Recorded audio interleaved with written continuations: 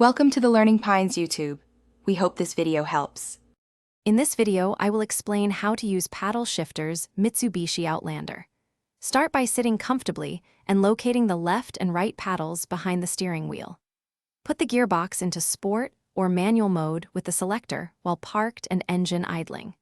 Check the dash for RPM and gear readouts so you know when to upshift or downshift as you drive gently around the neighborhood to practice. Practice upshifts by pulling the right paddle as RPM approaches the recommended shift point, which prevents lugging the engine.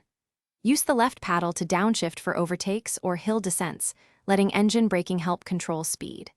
Keep your input smooth and gradual, coordinating with throttle pressure to maintain stability while cornering.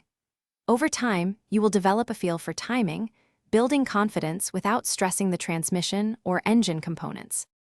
If paddles seem unresponsive, verify the car is in the correct manual or sport mode and try again in a safe spot. Avoid excessive manual shifting in stop and go traffic because that increases wear and reduces fuel economy. When downshifting, aim to match engine revs with the new gear to keep shifts smooth and avoid sudden jolts that stress the drivetrain, especially on wet or slippery roads where traction matters most. Thanks for watching. Consider subscribing if we helped you.